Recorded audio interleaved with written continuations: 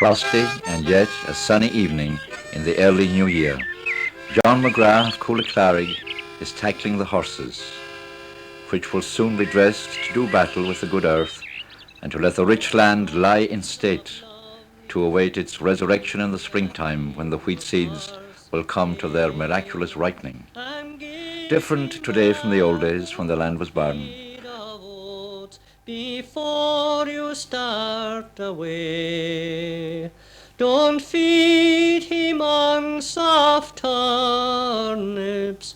Take him down to your green lawn, and then you might be able for to plough the rocks of Bonn.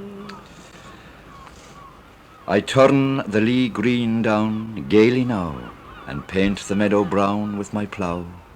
I dream with silvery gull and brazen crow, a thing that is beautiful, that all may know. Tranquility walks with me, and no care.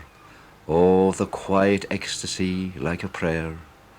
I find a star lovely art in a dark sod, a joy that is timeless, oh heart that knows God. And there it is, the virgin earth screaming before the irresistible rape of the plough, or indeed like the prow of a marauding ship cleaving to the ocean billows.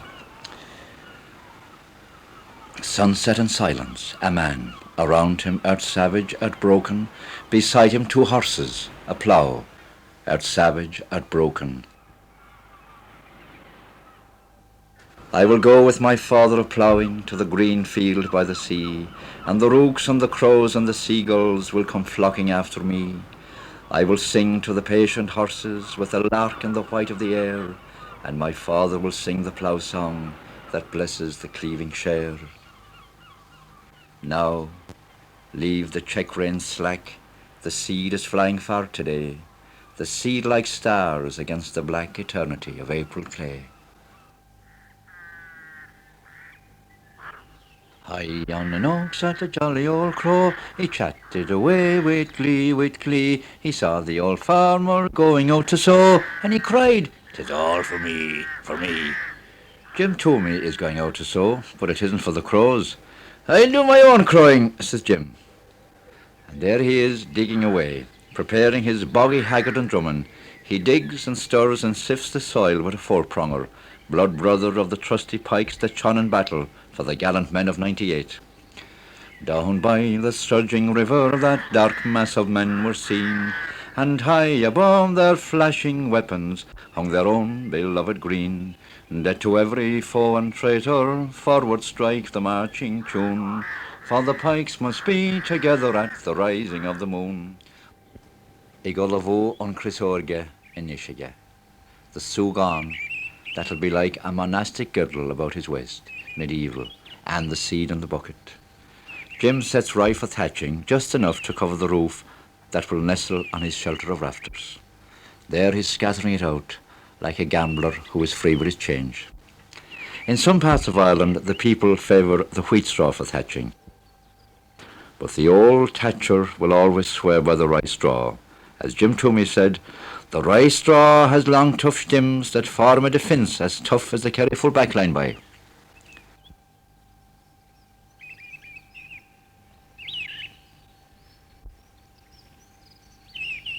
The Sally tree, sacred to poets and the sweetheart of spring.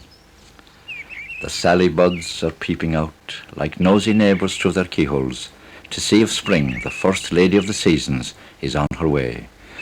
The primroses of the Banyabo blocked, winking there. A pretty princess once milked a cow in Holy Island, and the milk drops that fell upon the ground were turned into flowers, and were thereafter called Banyabo blocked. The gay garden that is childhood's, three little girls, running to admire their blossoming relations, and the god of imagination makes them angels for a day. Wouldn't it be nice to think that life holds no future and no past but this? It was all on an April evening. April airs were abroad, and the sheep with their little lambs passed me by on the road. The children of God and the Lamb of God are always in mystical union under the auspices of the Good Shepherd, unseen by the eyes but known by the heart. The Lord is my shepherd, said the lamb. I shall not want. He teaches me to lie down in green pastures. Golden stockings you had on in the meadow where you ran, and your little knees together bobbed like pippins in the weather, when the breezes rush and fight for those dimples of the light, and they dance from the pursuit, and the leaf looks like a fruit. I have many a sight in mind that would last if I were blind, many verses I could write that would bring me many a sight. Now I only see but one, see you running in the sun, and gold dust coming up from the trampled buttercup. I speak not for one, but for the children of the many townlands, blossoms of the bogland, flowers of the valley, who know not yesterday nor tomorrow, and are happy, the pride of those who have begot them. The lamb shall lie down with the lion, says the good book, and the sword shall be turned into the ploughshare. And the lamb with the heart of a child shall become one with the child, in the arms of a child. All day long the young lambs bleating stand for covering where the scant grass is under the grey wall, or seeking softer shelter under tattered fleeces, nuzzle the warm mothers of their mothers. At Sciach Atina oilnach dríochtan fortig, the winds of the ancient forests, the golden gateway to the bog. All year round the wind can show a blossom or two, but it's in full bloom now, as if the small yolk stain from all the birds' eggs in all the nests of the springtime were spilled and hung everywhere on bushes to ripen. Jim Toomey, in silent soliloquy, amid the peat of the Graffa bog, where the Canavon white waves her flag of dawn. Away in the long distance is the purple heather, the name God gave to the bogland brown.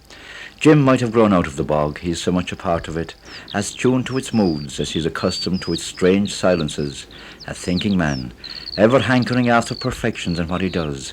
He likes to be on his lonesome. So this hermit of the heather is now a cutting of the turf by himself. Vi sé rivan éiner, ma de hana éiner leis, no girian bert boher, a glitan shanachas, ober an furtig. I cut the turf all on my own, not being bothered by some Amadan. I sink down my slan and I lift up a wet brick, and over it goes with a neat little flick. One day a fellow said to Jim, "You want a hand?" "A hand is it? 'Tisn't a hand you'd be at all by, but a handicap." And there he is, with that face that seems to echo out of that soil. The sods with their baked crusts would nearly pass for baker's pan loaves, scooped as they are from the great steaming oven of the bog. But to Jim Toomey they're an army, Jim's army. Come on, you sods, get a move on. The sods, like privates, have their bivouac. In another time, another place, they will come under fire in the trenches of our fireplaces during the long, long battle of the season after Christmas. The battle that General Winter always wins, as indeed Napoleon and Mr. Hitler found out. Jim knew the bog long before he knew its name. They were in love with each other before they were introduced. His life is bounded by the bog. He knows little of the outside world, but he does know that beautiful, beautiful God is breathing his love by a cutaway bog.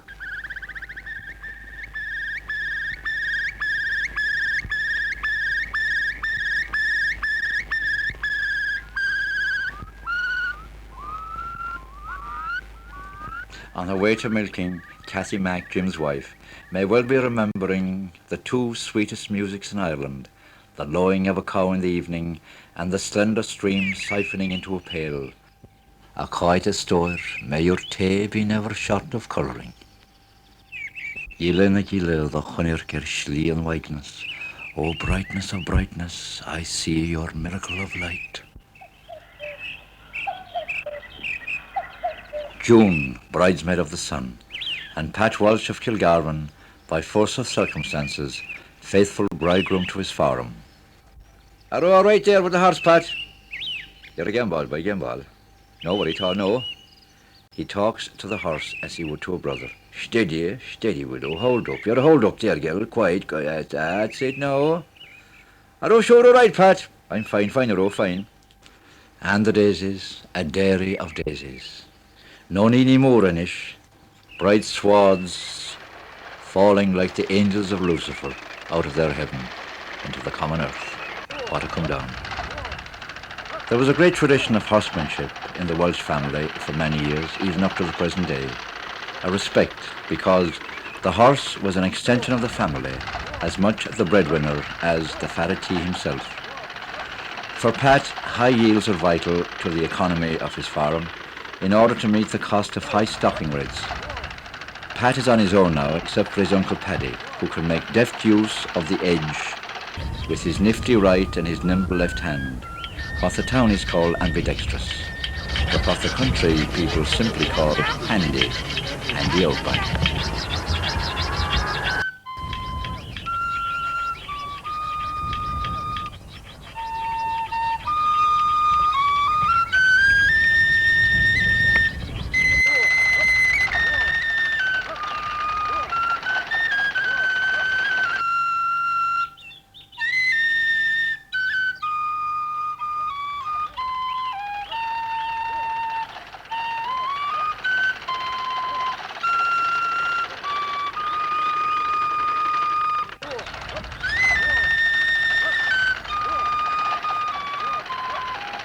Like all the king's horses and all the king's men, they all fall down, the Humpty Dumptys of the meadow. Oh, there's a bumper crop this year, enough to fill every barn in the wide realm of Munster. And indeed, these are wide and windy and rich acres. Now he's clearing back the hay from the bar. And there is Pat, lording it over all in the chariot of the meadows. Ah, yes, changing times. This is the last year that Pat will be able to cope with hay saving by the use of horsepower. The tractor is coming in its place.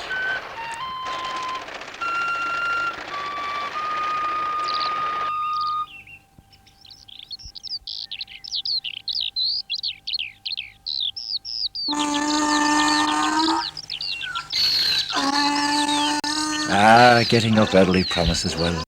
Ass and car and tank and man, this milky circus on the road induces thoughts of a sleeping world and a waking God. This hour has something sacred. The bells have a ringing tune, but now I am content to watch the day begin to bloom. Over the wooden bridge they know so well, a dulga sa sul go the Anochterlin. You might say to him, "Is that milk fresh, my friend?" And he'd answer you, "Fresh? You're a bybon, it was grass a couple of hours ago." The faithful brown horse, ruthlessly relegated now to the substitute bench, idly watches the upstart tractor, that Johnny jump-up of the newfangled mobile notions, the mechanical bucko that was never fitted for shoes by the smith in the forge. They say that the horse is man's best friend, but you'd wonder now, wouldn't you? Was the man ever the horse's best friend? Mar a couple agus your fair, beggar a fuss a coit. The creamery, the rural reservoir into which flows the stream of a whole community's life, the poor parliament of the small farmer, where every humble voice was listened to and every great need attended to.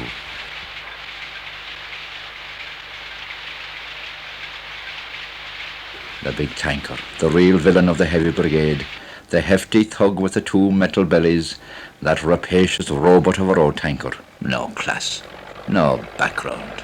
I wouldn't give a fiddlestick for them.